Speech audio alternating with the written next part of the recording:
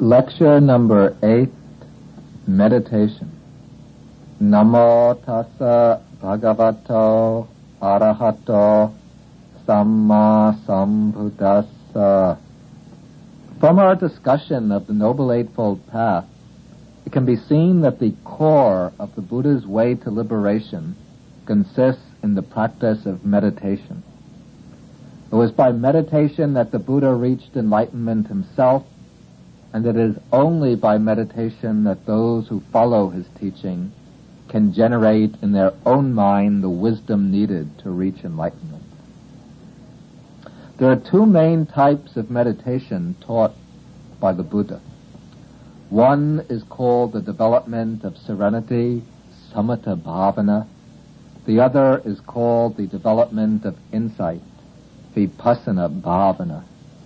The word translated as meditation is bhavana, which means literally bringing into being, that is, development or cultivation. So the practice of serenity meditation, samatha bhavana, is actually the development of serenity, and the practice of vipassana bhavana, insight meditation, is the development of insight. The development of serenity aims specifically at developing samadhi, that is, a deep, concentrated state of mind in which the mind is unified, freed from discursive thoughts. This state of concentration brings inner serenity, inner calmness. But that state of serenity is not the ultimate value of this type of meditation in the Buddhist path. The real value of samadhi or concentration is to act as a basis for developing wisdom. As we saw in the last talk, the Eightfold Noble Path is divided into 3 stages: moral discipline, concentration, and wisdom. The root of all bondage and suffering is ignorance, lack of understanding things as they really are. The one factor that can cut off ignorance and issue directly in liberation is wisdom, or panya. But for wisdom to arise, the right conditions are needed. Wisdom can't arise in a mind that's scattered, disturbed by many stray thoughts, by distractions and desires. Wisdom can arise only in the concentrated mind, the mind that's been cleansed of all disturbing thoughts, the mind that's been brought to a sharp point of focus, clear and precise. And thus the practice of serenity meditation, samatha bhavana, aims at developing concentration as a foundation or basis for arousing wisdom, the wisdom which can cut off ignorance. The actual development of wisdom takes place through the other form of meditation, vipassana bhavana, insight meditation, the development of insight. Insight meditation aims at seeing, at gaining direct insight into the real nature of things. This insight is the essential key to liberation in the Buddha's path. And this form of meditation is the type which wipes out all the illusions, the delusions, the wrong mental conceptions which are created by ignorance and which keep us in bondage. It's the insight meditation which illuminates phenomena for us just as they are, free from all distortions and projections. Now, serenity meditation is common to both Buddhist and non-Buddhist systems of practice. It was practiced in India long before the Buddha even appeared in the world. The states to which serenity meditation leads are the deep absorptions, the jhanas or the samadhis. And these are regarded as being very beautiful and lofty states of consciousness, very exalted attainments. However, from the Buddhist perspective, they are not essential to liberation. They are of value as providing a base for wisdom, but they're not indispensable. The Buddha mastered these stages of attainment when he was a bodhisattva before his own enlightenment. And though he reached the highest attainments of serenity, he found them inadequate. At best, they can serve as supports for developing wisdom, but in themselves they are no guarantee for the attainment of wisdom. For Buddhism, the real way to awakening lies in the practice of insight meditation. Insight meditation is the unique discovery of the Buddha, the crest jewel of his path to deliverance. Both serenity meditation and insight meditation are concerned with purifying the mind from defilement, from greed, hatred, and delusion, and the other unwholesome states that arise from them.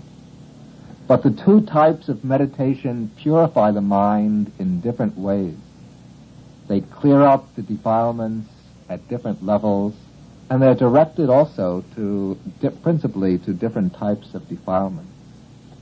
To see how the two types differ, we have to understand that the defilements have a stratified structure. They fall into 3 layers. They operate at 3 levels, and they have to be dealt with in different ways at these different levels. The subtlest layer of the defilements is called the layer of latent tendencies, the anusayas. At this level, the defilements simply lie dormant at the base of the mind. They don't appear in active form as volatile forces at work in the mind. They just lie quietly below the surface of consciousness. But when we encounter experiences that strike us as either agreeable or disagreeable, or when we evaluate things and relate them to ourselves, then the defilements can be aroused from this condition of latency. They can wake up and rise to the next level where they appear in active form. This active form of the defilements is called the stage of manifestation, pariyutthana. At this second level, the defilement becomes a formative influence on the thought process.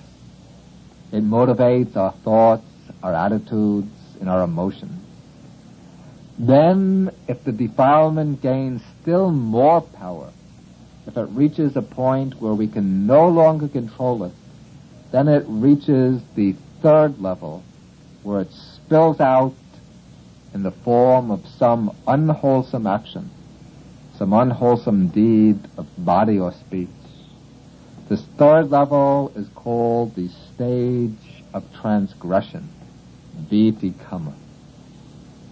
To give an example, we might be walking down the street, very calm and very happy. There's no trace at all of anger in our mind. Then suddenly we might meet somebody who displeases us, so we had some past quarrels with. When we see him, just when we get the impression of his face and body, then there might arise some impression of anger. And so the defilement of anger now comes to the surface. We become angry. As we get closer to him, we can no longer control our mind, so we burst out in some angry outburst. We speak to him in a nasty and offensive way. In this occurrence, we could see all 3 levels of the defilements at work. When we're walking down the street, very calm and happy, there's no anger at all present in the mind. But anger is still dormant in the consciousness as an anusaya, a latent tendency.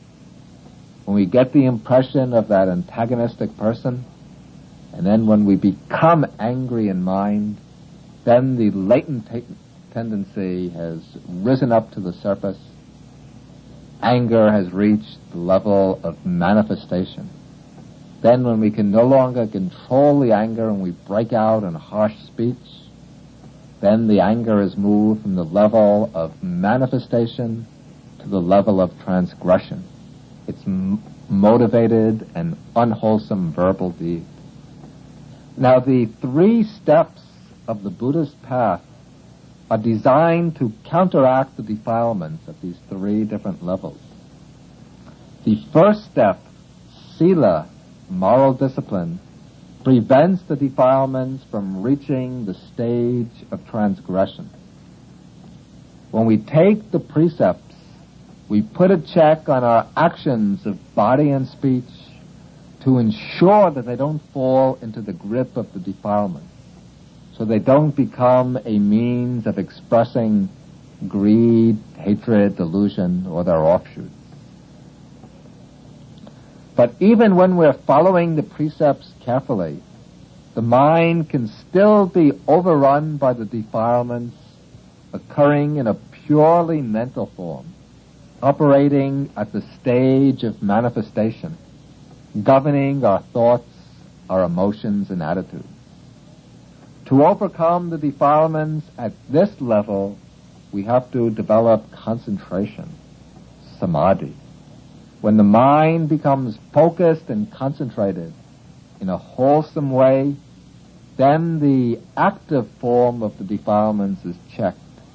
The defilements subside from the surface of the mind, pushed out by the force, the pure concentration. However, even though the defilements do not appear, still they will remain below at the level of latency, as potentialities able to spring up again in the future if they meet suitable conditions. Therefore, the work of concentration is not enough. It's not sufficient.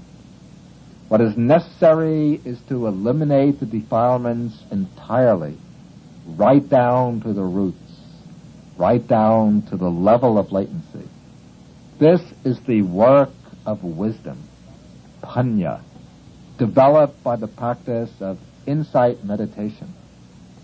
When insight is developed, when it reaches its highest point, then it issues in the wisdom of enlightenment. And this wisdom of enlightenment cuts off the defilements right at their source, at the bottom of the mind. Thus, the difference between serenity meditation and insight meditation can be understood in terms of the way they purify the mind. Serenity meditation purifies the mind from the defilements in their active form. It removes them from the level of manifestation.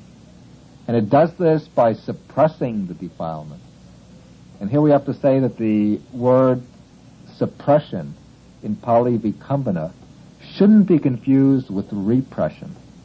Repression is an unconscious mechanism by which the thoughts and emotions are pushed out of awareness, usually with fear and aversion, and they still continue to operate below the surface in subliminal forms. But suppression is a conscious process, a process by which we mindfully still the activity of the unwholesome state.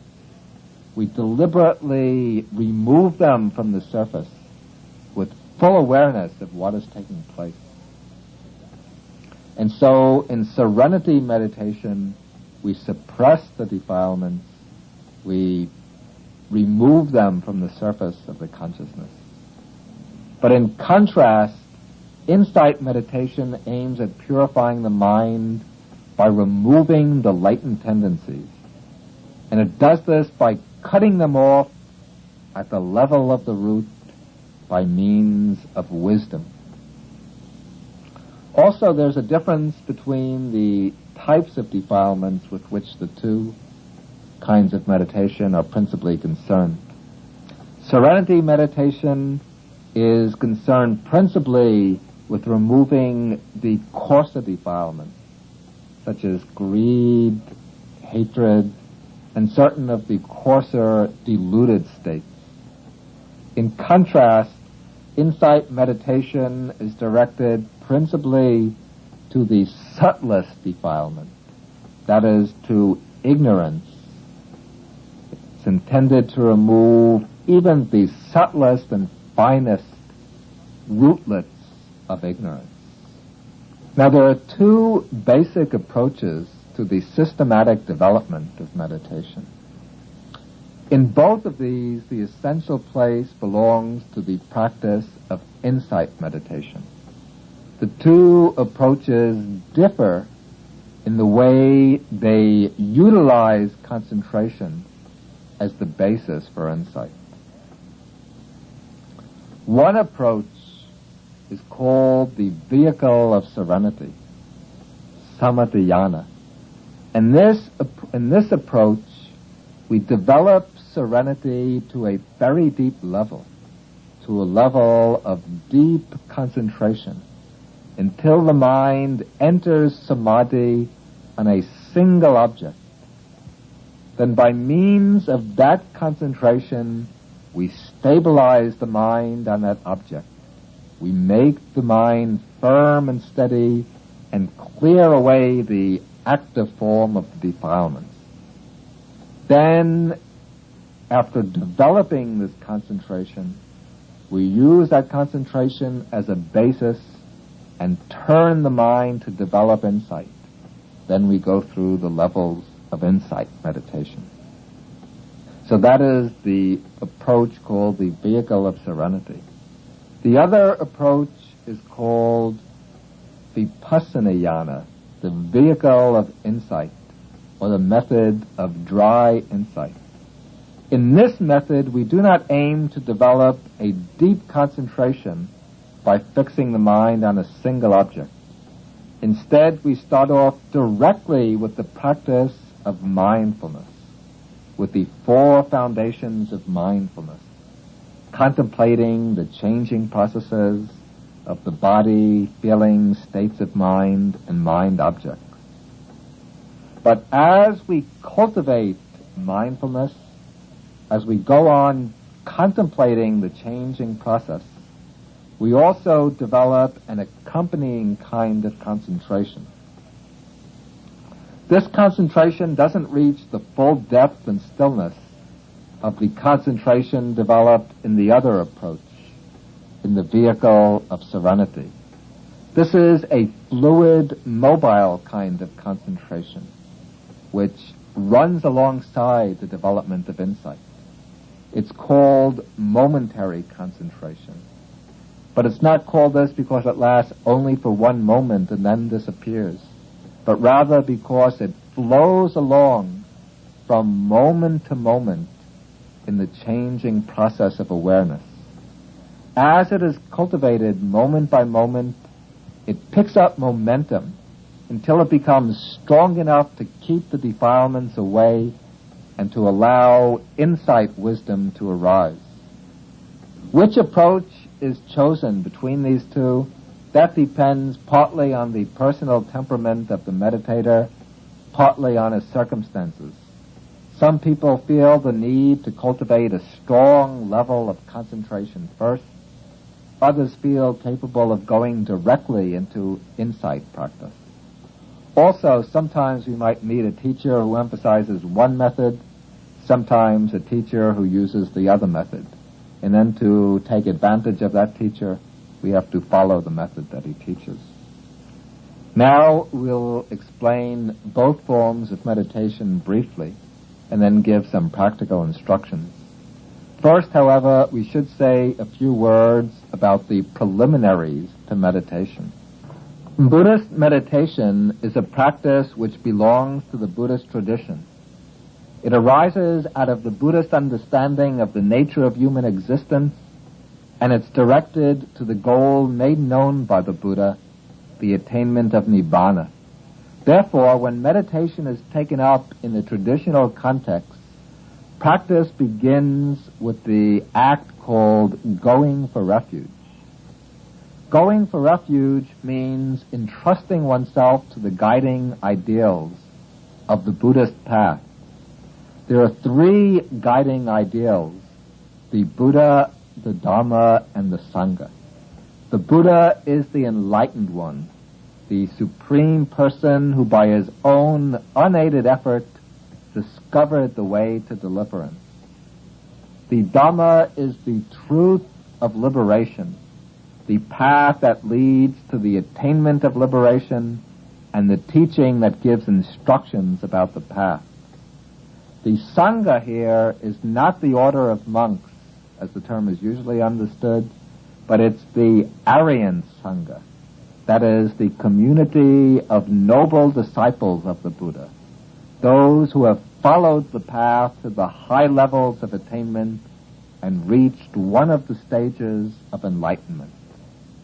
These three, the Buddha, Dhamma, and Sangha, are called the three refuges because they make possible complete deliverance from all of the dangers and sufferings of existence. The Buddha is compared to a wise physician who diagnoses our condition and prescribes a remedy. The Dhamma is like the medicine that he gives, and the Sangha is like the attendant who help us to get well. The most important of the three is the Dhamma. The Dhamma is the medicine, the actual refuge. And the act of entrusting oneself to these three, relying on them for guidance, is going for refuge. And the practice of meditation properly begins with the attitude of taking refuge.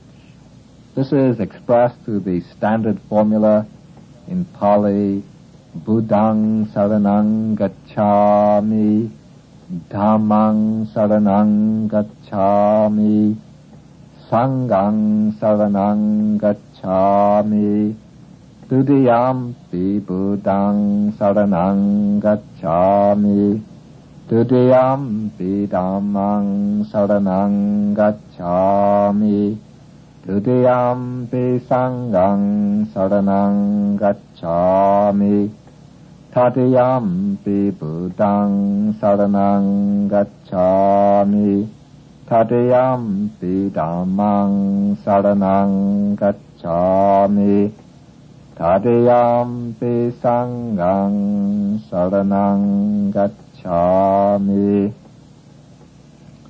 I go for refuge to the Buddha. I go for refuge to the Dhamma. I go for refuge to the Sangha. A second time I go for refuge to the Buddha, Dhamma, and Sangha. A third time I go for refuge to the Buddha, Dhamma, and Sangha.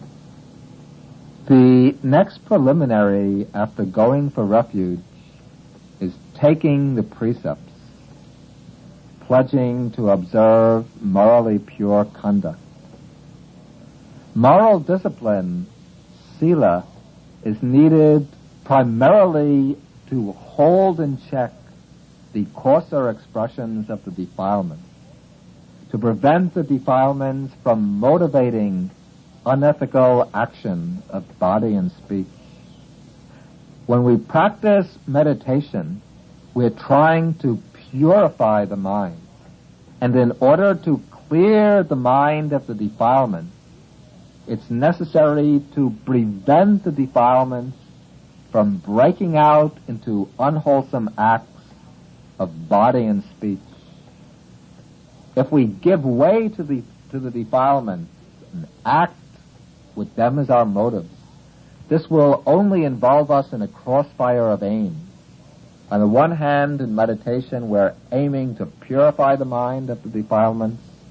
On the other hand, in our daily conduct, we're living under the sway of the defilements. If we get caught in this crossfire, this will just frustrate our attempts to gain calm and insight, and it will destroy our efforts at concentration.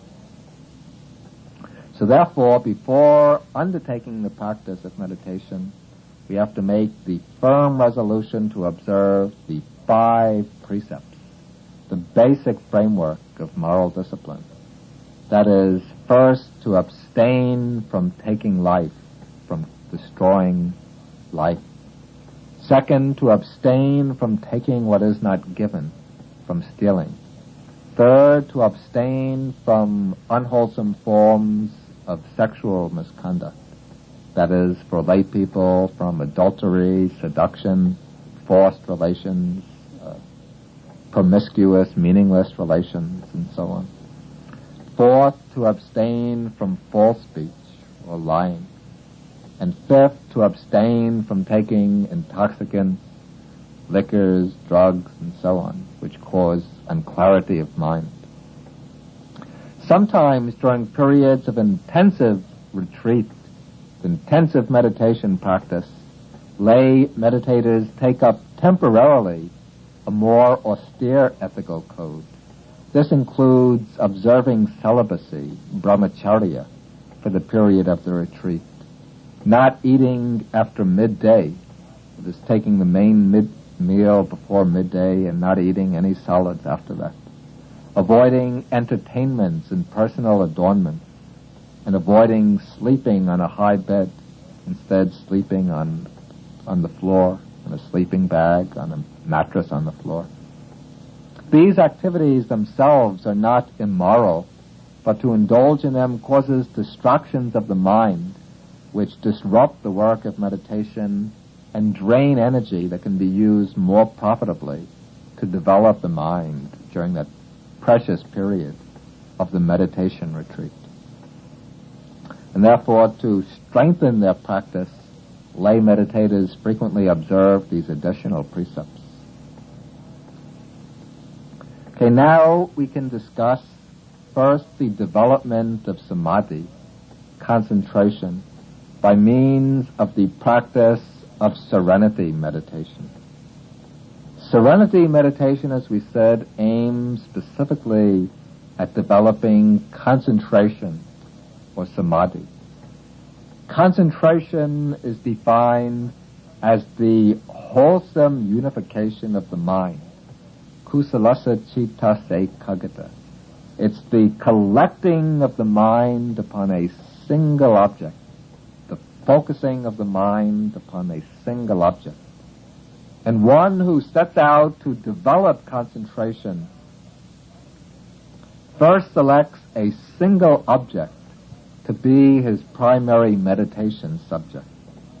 The word meditation subject in Pali is kamatana, which means field of work.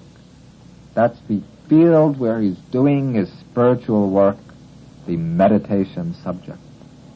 And the texts mention a variety of possible objects. Later tradition enumerates these as 40. We don't have to explain all 40 of them, but they include, for example, what are called the kasinas, that is, circular discs that represent the primary elements: earth, water, fire, and air, or discs, colored discs, representing the primary colors. Also among the meditation subjects are the parts of the body, the 3 refuge objects, the Buddha, Dhamma, and Sangha, the meditation on the in and out breathing, the divine abodes of loving kindness, compassion, and so on. Altogether 40 subjects. Out of these, the meditator will choose a single object, or if he has a teacher, his teacher will assign him a single object. And then, when he begins his work, the meditator will try to focus his mind upon the single object, excluding all sensory impressions, all discursive thoughts, all the other countless mental distractions. Whatever arises, whatever comes up, he just lets it go and brings the mind back again and again to his basic meditation object. For example, if he's meditating on the breathing, then he'll bring the mind back to the touch sensation of the breath as it moves in and out. Whatever thoughts come up, he just notes them briefly and lets them go, bringing the mind back over and over to the same focal point, the touch sensation of the breath.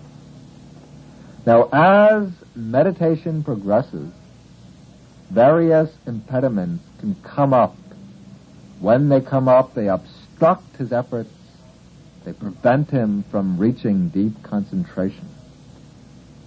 The Buddha has gained a thorough familiarity with these impediments, and he's classified them into a set called the 5 hindrances, the Pancha Nivarana. The 5 hindrances are sensual desire, ill will, dullness and drowsiness, restlessness and worry, and doubt. The first hindrance is sensual desire. Sensual desire is the yearning and craving for the objects of the senses, for agreeable and delightful sights, sounds, smells, tastes, touches, as well as for the thoughts and images based on these. When these kinds of thoughts come up, then the hindrance of sensual desire has arisen. The second hindrance, ill will, includes all negative mental states: hatred, aversion, anger, hostility, discontent, depression, and so on. Sometimes ill will might be directed to people, sometimes to things, sometimes to situations. It takes many forms. The third hindrance is a compound dullness and drowsiness. Dullness is mental inertia, rigidity and stiffness of mind. Drowsiness is sleepiness, lethargy, indolence, and so on. These two are combined as dullness and drowsiness. The fourth hindrance is restlessness and worry. Restlessness is the excited and agitated state of mind. Worry is the nagging sense of remorse and regret over things that we've done mistakenly in the past, over problems lurking ahead in the future. Then the fifth hindrance is doubt. This doesn't mean questions about the doctrine and discipline, but rather it's a kind of persistent uncertainty about the Buddha and his teaching, the inability to make up one's mind to follow the path, the inability to accept the Buddha as one's teacher, the Dhamma as one's teaching, the inability to commit oneself to the practice. These 5 hindrances, when they come up in the mind, prevent the deepening of calm and concentration. Therefore, the Buddha calls them hindrances. And in a very interesting simile, the Buddha compares each of these 5 hindrances to a particular impurity of water which prevents a person from seeing his reflection. If a person wants to see his reflection in a pool of water, the water has to be clear without any impurities. Now, sense desire is like water having many different colored paints on its surface. Sense pleasures seem beautiful and attractive, like brightly colored dyes. But if the surface of the water is colored with beautiful colored paint, you can't see your reflection, just as you can gain concentration or insight if the mind is obsessed by sense desires. Ill will, that is like boiling water, water with bubbles rushing up to the surface and breaking moment by moment. If you try to see your reflection in boiling water, you won't succeed. Similarly, when the mind is boiling over with hatred, with anger and ill will, then you can gain calm and concentration. Then sloth and torpor are like water that's overgrown with moss. The moss is the symbol of stagnation, of sliminess. And the moss prevents you from seeing your own reflection. And so sloth and torpor, or dullness and drowsiness, indicate a stagnant state of mind. A mind which is inert and rigid, and can't move, can't allow calm and insight.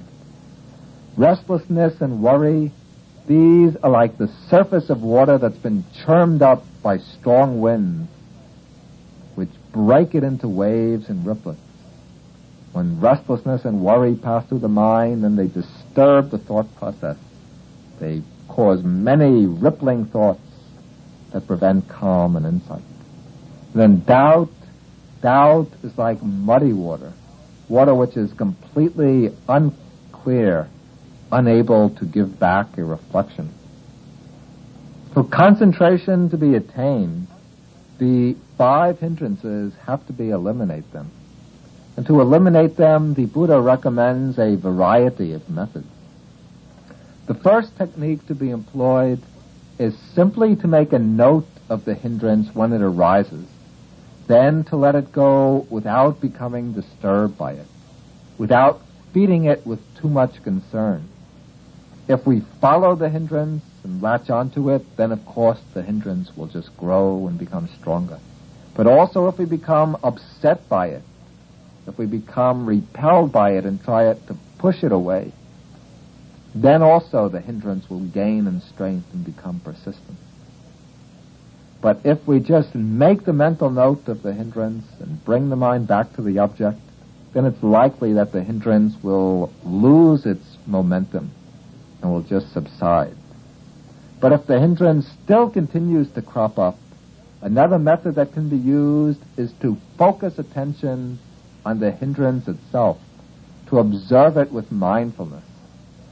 Since the calm and clarity of mindfulness are incompatible with the mental disturbances, this method shuts out the hindrance and often succeeds in making it subside. Then when the hindrance subsides, the meditator can return to his primary object.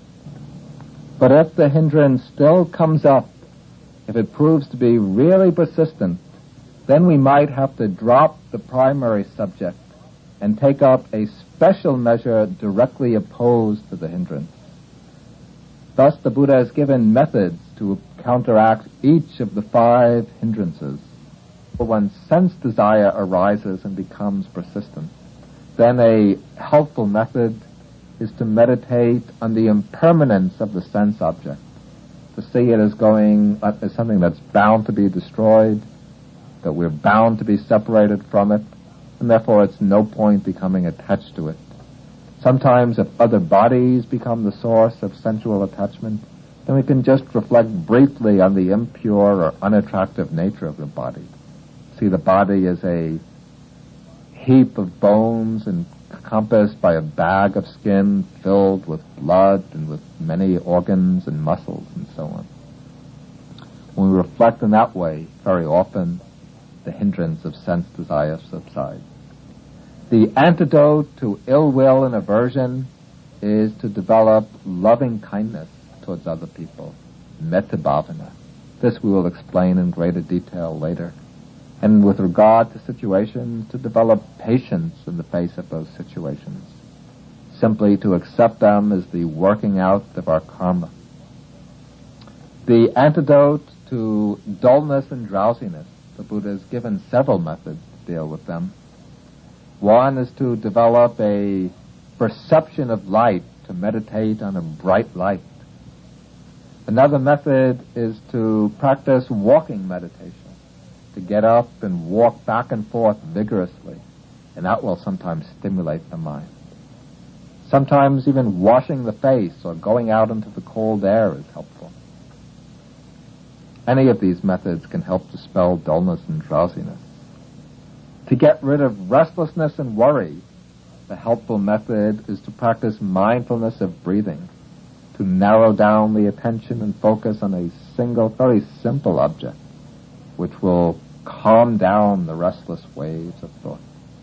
Also, it's very helpful to eliminate worry and mental disturbance, is meditating on the figure of the Buddha, seeing the sublime, peaceful, serene figure of the Buddha. Then to get rid of doubt, sometimes to get rid of doubt we have to lay aside our meditation and interrogate, to ask questions, to study. Sometimes also devotional practices are helpful. And also what's sometimes needed is just a strong resolution to commit oneself to the practice and to stay with it without continually surrendering to all of the questions that come up, to all the suspicions and uncertainties, but just to stick with the method and to suspend the doubts, to see how things work out as we progress with the practice. Now, as the meditator continues with his practice of serenity meditation, continues developing concentration, he arouses in his mind 5 mental factors, which are repeatedly strengthened and reinforced by his efforts.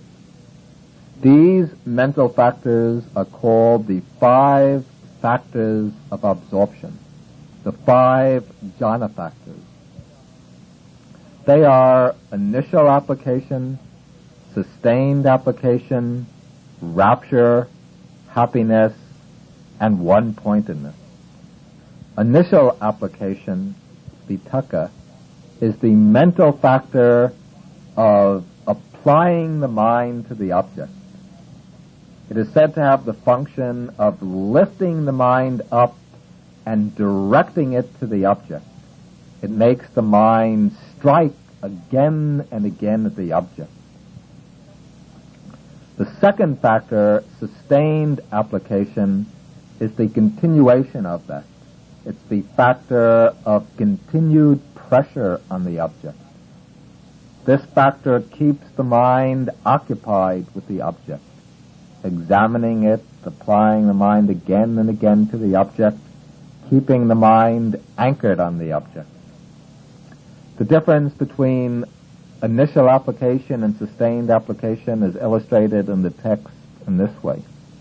Initial application is like the striking of a bell. Sustained application is like the reverberation of the bell. Or initial application is like a bird striking its wings to go up into the air. Sustained application is like the bird continuing in flight. Initial application is gross. Sustained application is subtle. Initial application brings the mind to the object. Sustained application fixes the mind on the object. Then the third factor is rapture, or piti. This is pleasurable interest in the object. Interest which can range all the way from a momentary thrill of delight with the practice of meditation, all the way up to overwhelming ecstasy, where the body and mind are flooded with rapture, with ecstasy. Then the fourth factor of absorption is happiness or bliss, sukha. Happiness is the pleasant feeling that accompanies the practice. It's something that's somewhat different from rapture. Happiness is a feeling, whereas rapture is a full state of mind. And happiness begins as a new kind of pleasure, pleasure which is purer and more peaceful than sense pleasure. And then as it's developed, it rises up to the height of bliss, to very pure, tranquil bliss, pleasure which is purer and more peaceful than sense pleasure. And then as it's developed, it rises up to the height of bliss, to very pure, tranquil bliss. Then the fifth jhana factor is one-pointedness of mind. That is concentration, the focusing of the mind on the object without distraction. Now these 5 jhana factors, as they're nurtured through the work of concentration, they counteract the 5 hindrances. The 5 jhana factors and the 5 hindrances are aligned with each other in a one-to-one relationship, so that each jhana factor opposes and shuts out one hindrance. Thus, one-pointedness of mind counteracts sensual desire. Rapture overcomes ill will.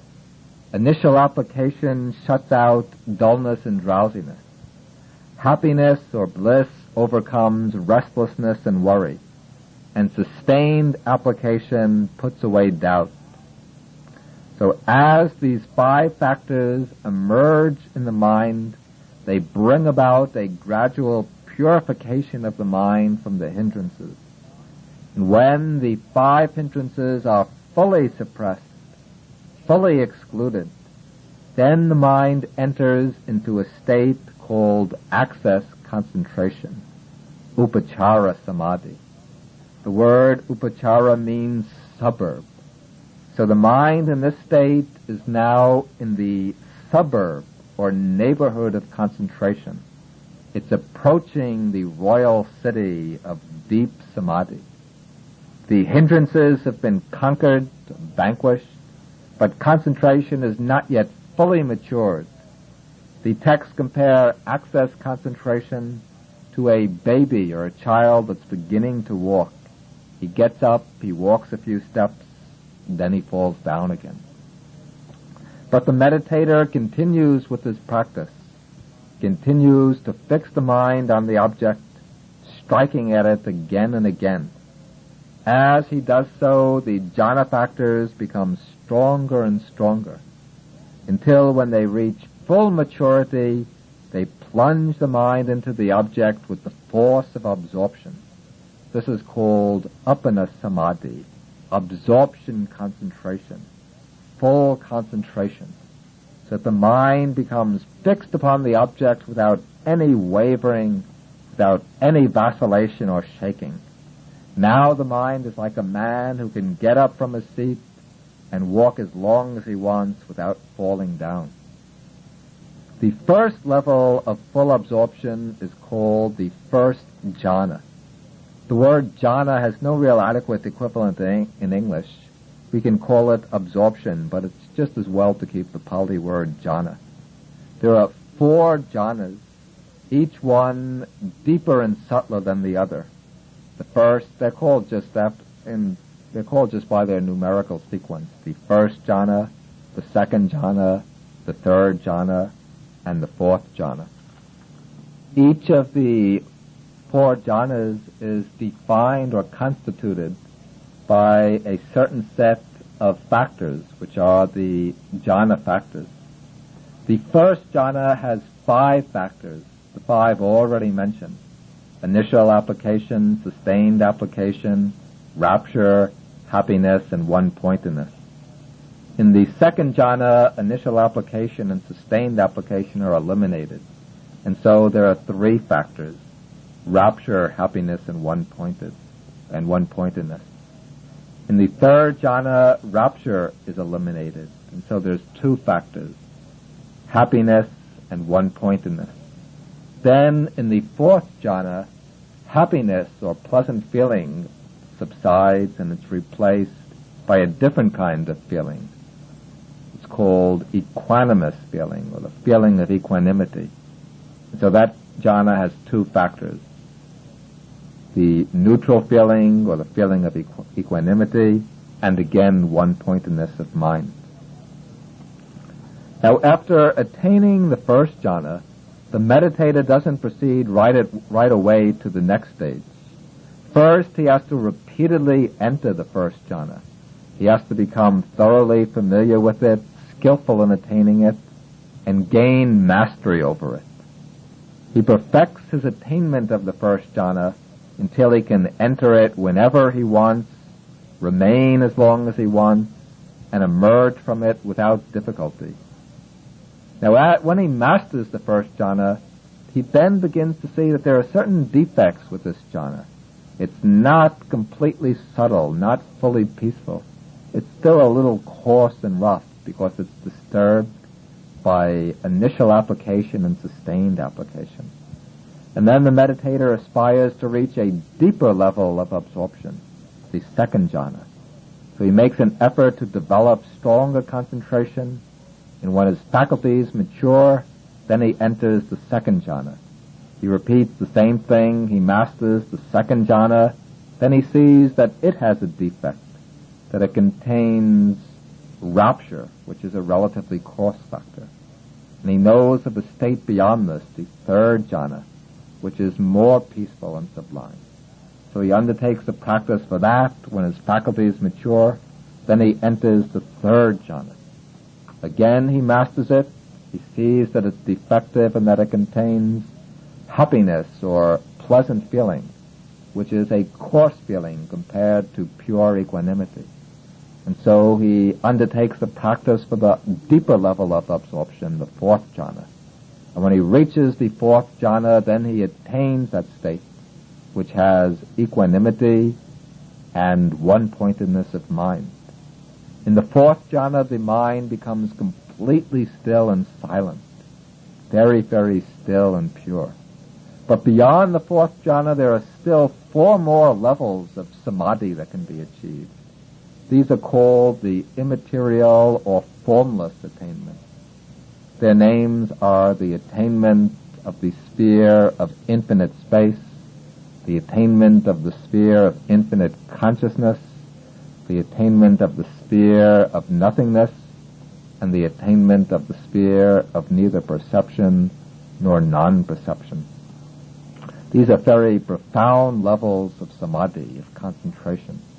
And the last of these, the attainment of neither perception nor non-perception, this is the very pinnacle in the unification of consciousness.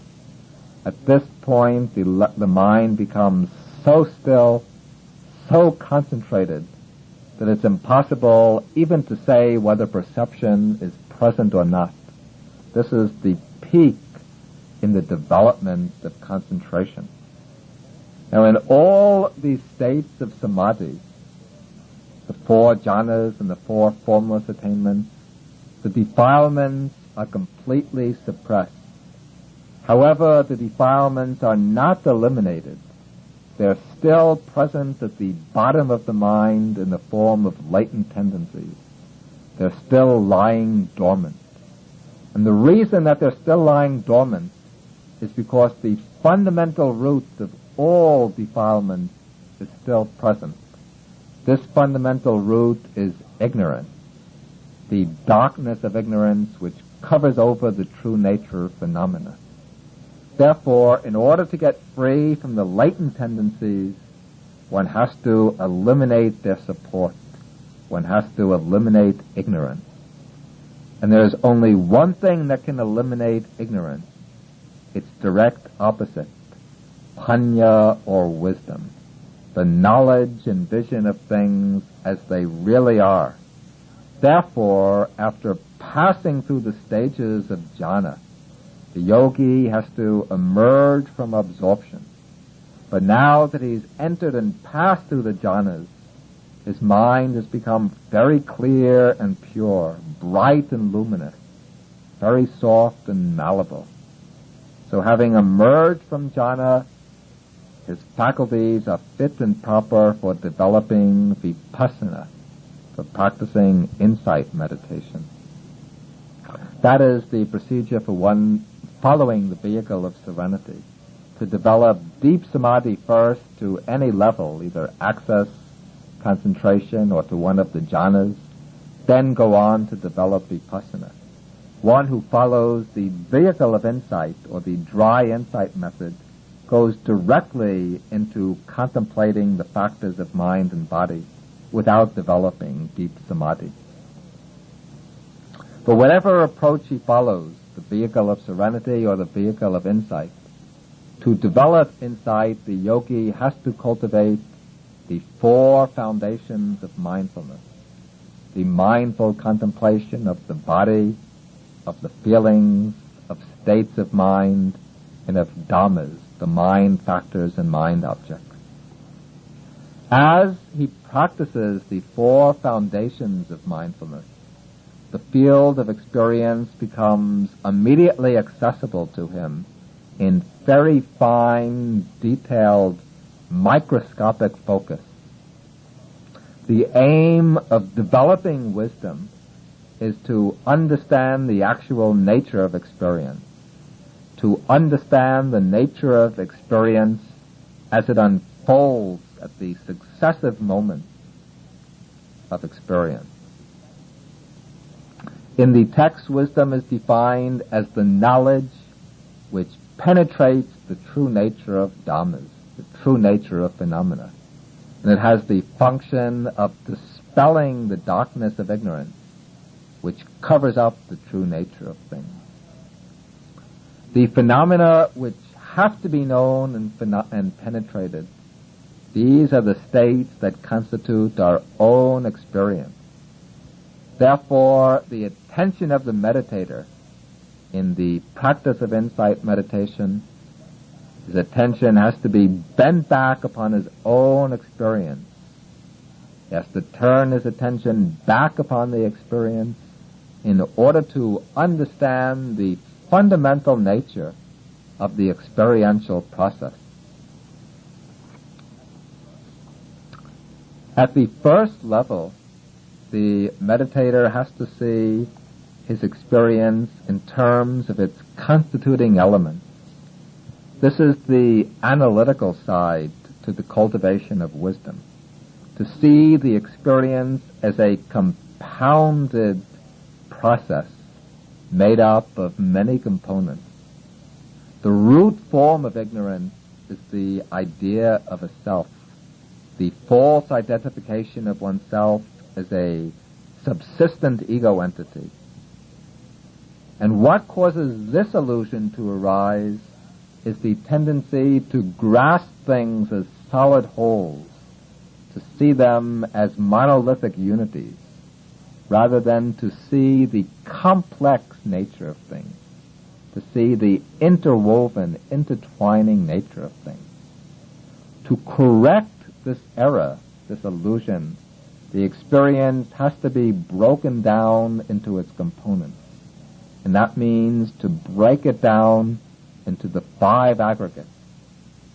When we look at the experience just as it is, we see many elements fused together, functioning in unison. First, there's the material form, the body, the sense organs, the sense objects.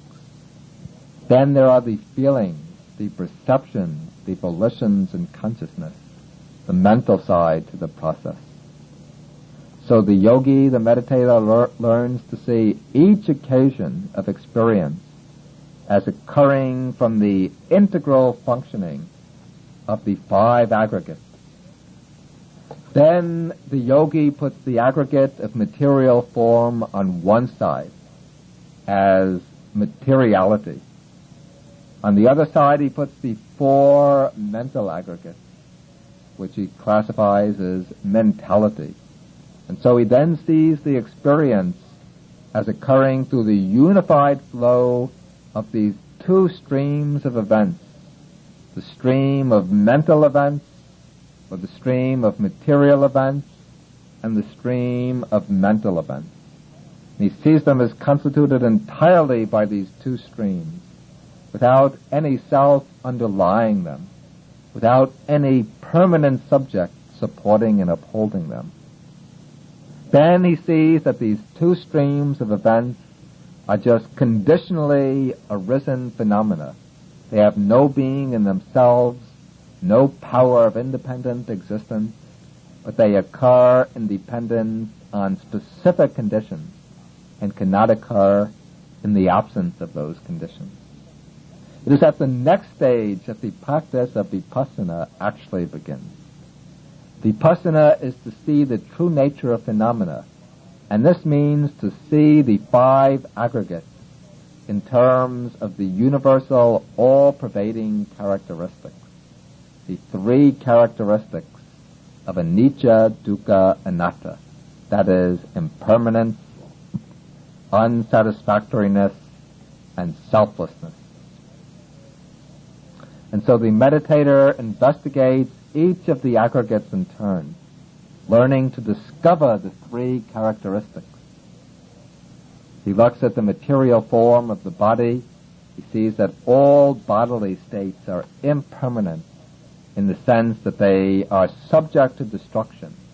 They arise, subsist momentarily, and pass away. He applies the same to the 4 mental aggregates.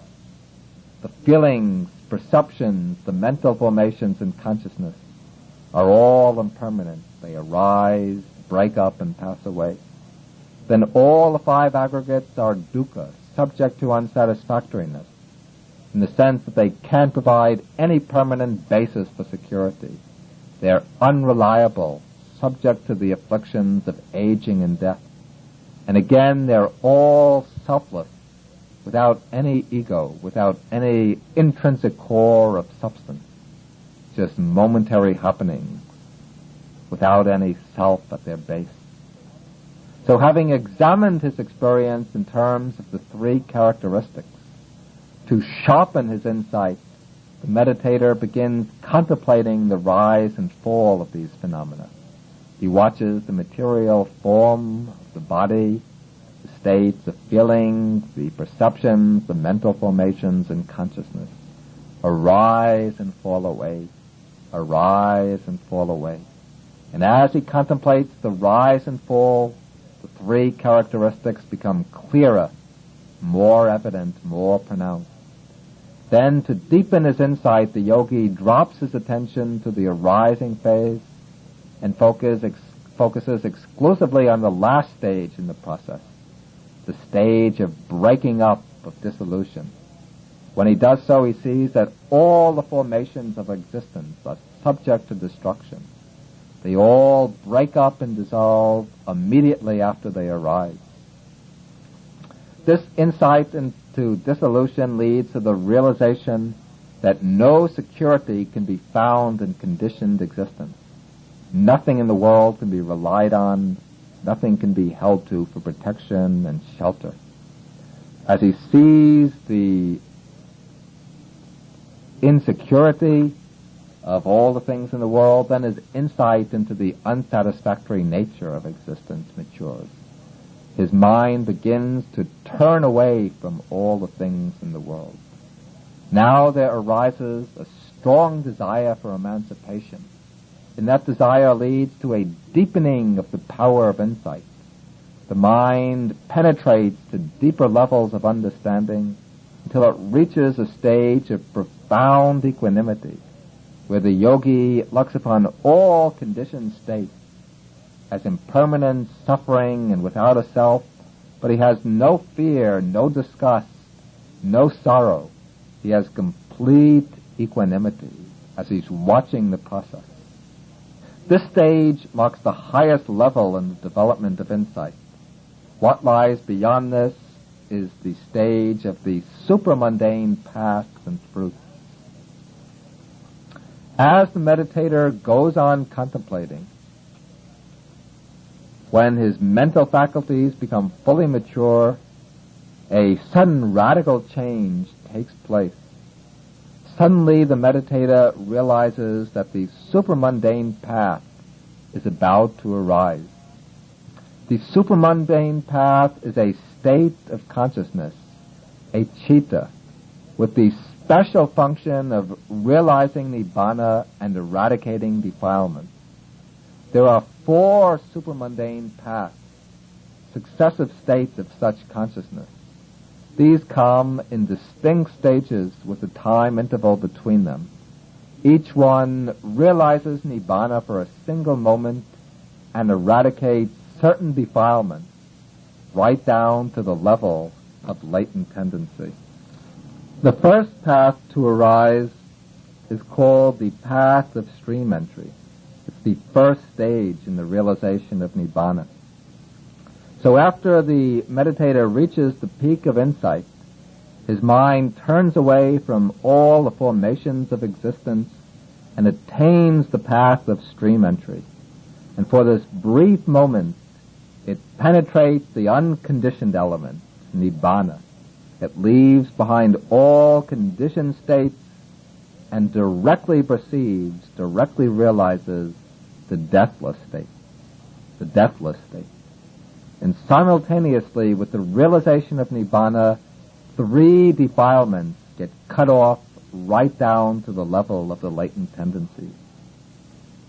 The defilements that keep beings bound to samsara are called fetters, samyojana. They're called fetters because they keep beings chained to the wheel of birth and death. There are 10 such fetters which are eradicated in different stages by the 4 paths.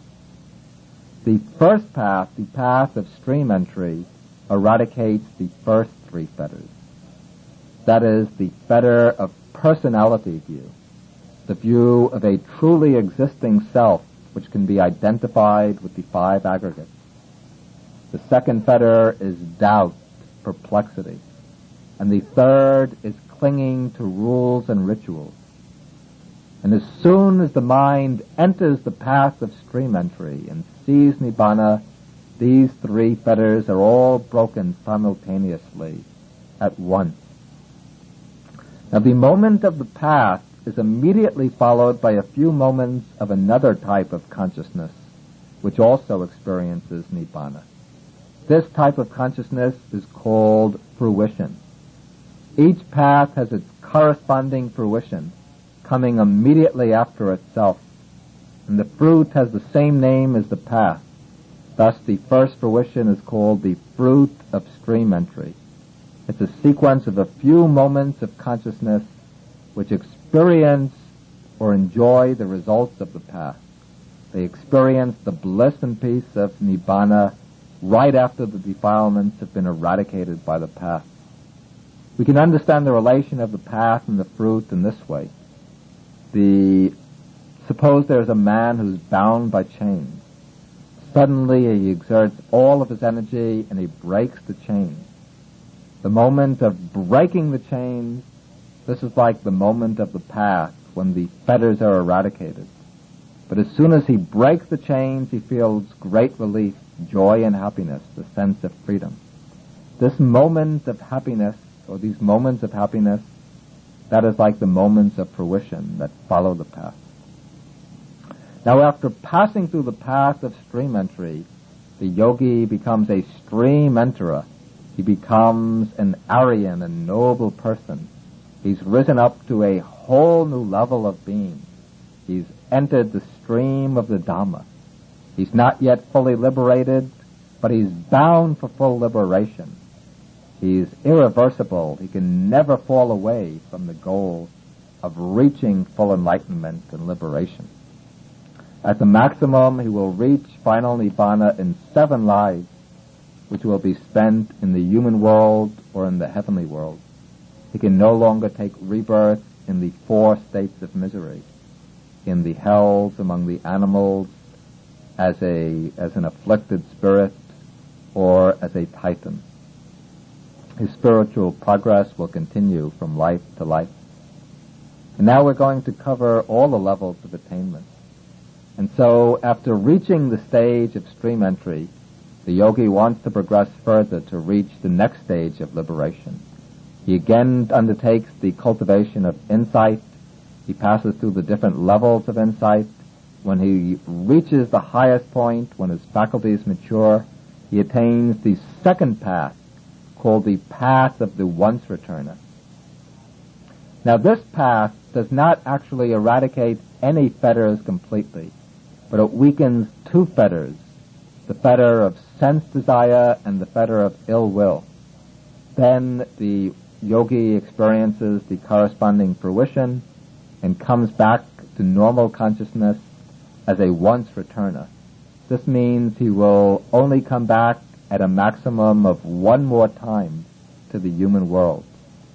Wishing to go further, he again develops insight. He reaches the highest level of insight and attains the 3rd path, the path of the non-returner. This path eradicates the 2 fetters that were previously weakened, the fetter of sensual desire and the fetter of ill will. The yogi passes through the fruit, and he emerges a non-returner, an anagami. This means he will never again return to the human world or to any heavenly world in the sense sphere. If he doesn't reach full deliverance in this life, he will take rebirth in a special heavenly plane called the pure abode, and there he will reach final deliverance. But now the yogi wants to reach the final goal in this life, and so he begins to develop insight. He goes up the ladder of insight realization, and at the peak he reaches the 4th path, the path of arhatship. With this path he eradicates the 5 remaining fetters. That is, the desire for existence in the realms of fine material forms, and in the immaterial forms, that's the 6th and 7th fetters. He eradicates conceit, which here means not the coarse conceit of pride, but the subtle conceit of an existing I. Then he cuts off restlessness, the fundamental agitation present in every mind that's not fully enlightened. And at last he eradicates ignorance, the most basic fetter. Following the path, he experiences the fruit of arhatship, and then he emerges as an arhat, an accomplished one, someone who's completed his training and lives in the experience of nibbana.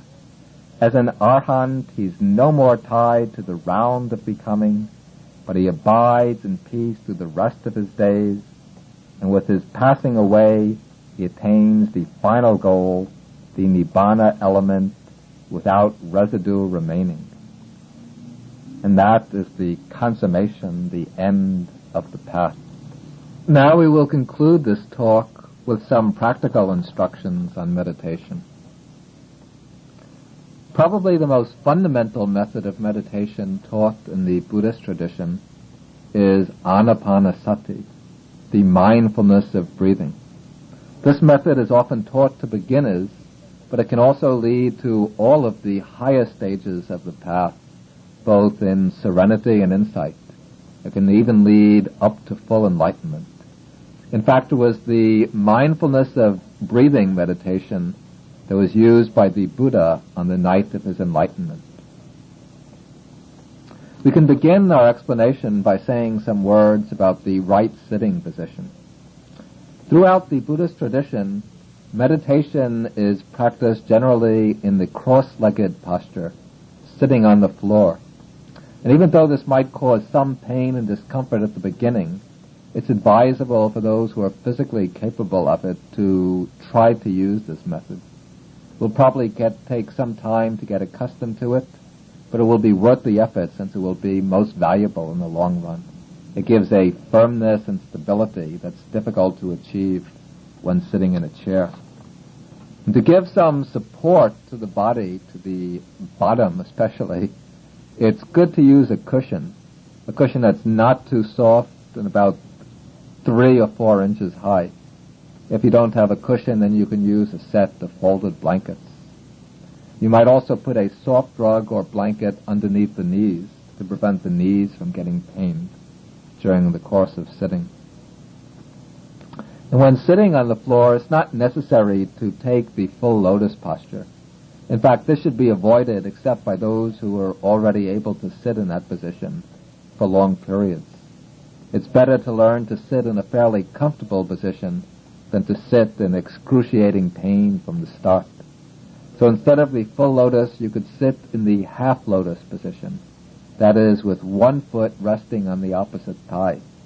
Or else you could take the quarter lotus position, where you have one lower leg lying on top of the other. And if that's too difficult to manage, you can try the lion posture, where you have the 2 lower legs lying alongside each other on the ground. The legs do not cross at all. But if you can't manage with any of these positions, then you can sit on a straight-back chair, sitting straight up with the feet on the ground. And whatever position is used, it's most important to hold the upper part of the body erect. The back should be straight, but without strain or tension. If the body is too slack, then drowsiness will come. But if it's too rigid, that will result in agitation and tension. Here, the best way is the middle way, erect yet relaxed, not too tight, not too loose. Then the head should be upright, veering neither to the left nor to the right, but the head can be tilted just a wee bit forward. The eyes can be closed or half closed, whichever feels most comfortable. The hand should be placed on the lap, the right hand on top of the left, the thumbs touching. The mouth should be closed, and all breathing should take place through the nose. Then once we can sit in the correct physical posture, we have to know how to deal with the mind. The untrained mind, the mind that's not disciplined in meditation, generally flits from thought to thought, very often without any control or reason.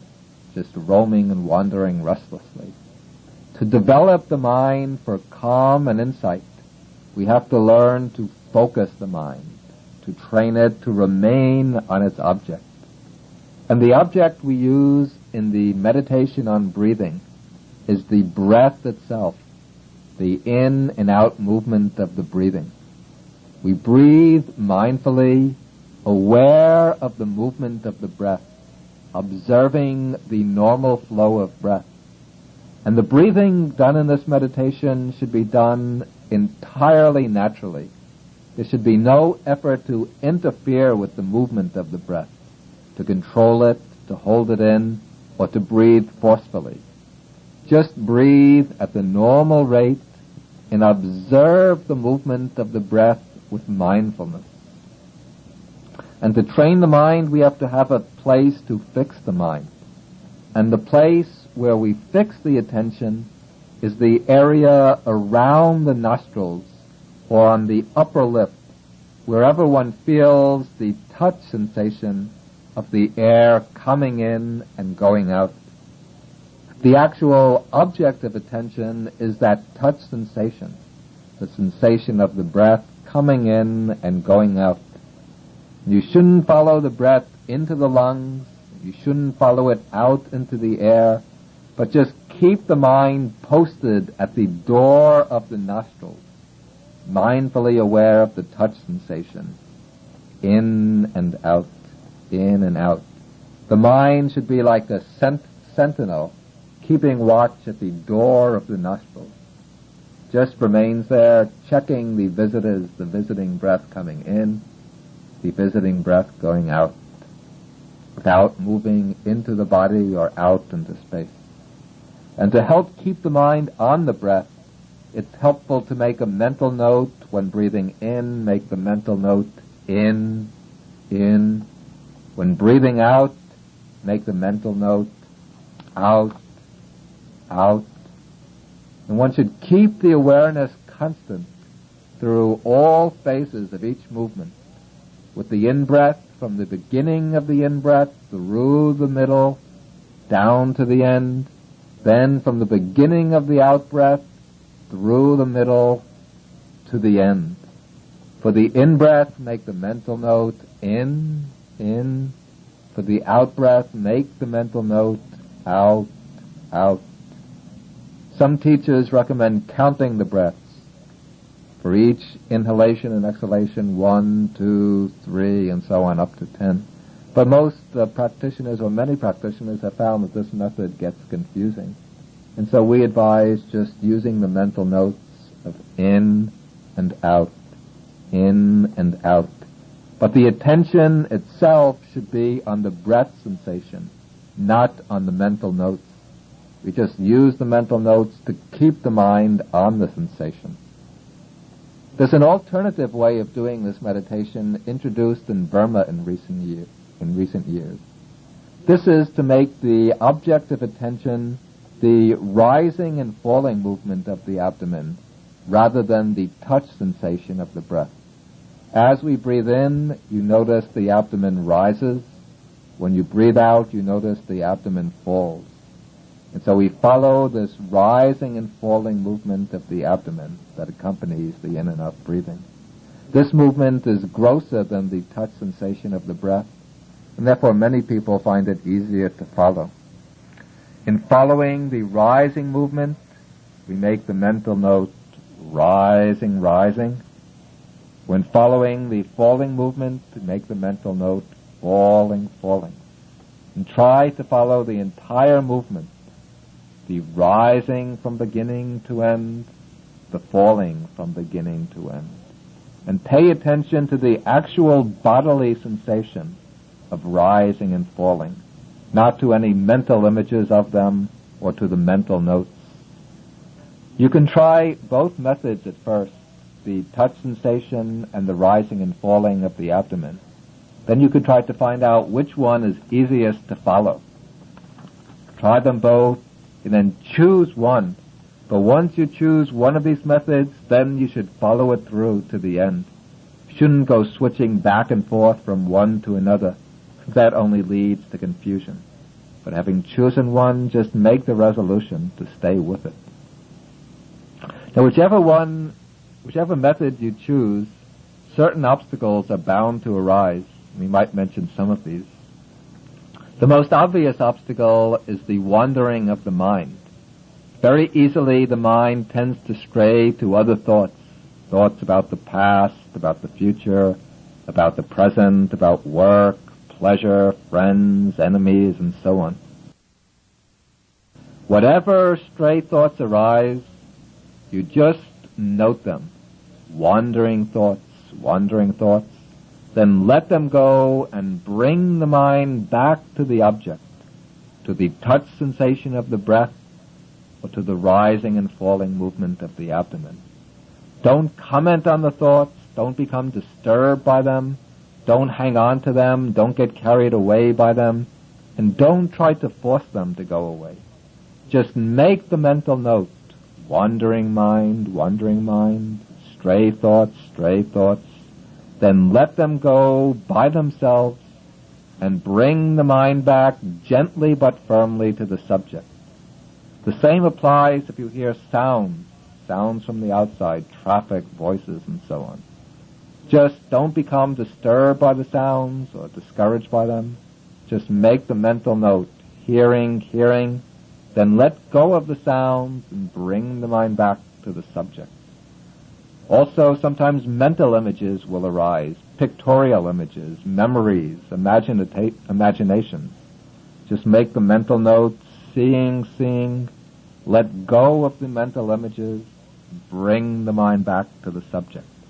The touch sensation of the breathing, rise and fall of the abdomen. Another problem that can arise are painful sensations in the body, especially at the outset, pains in the legs or in the back.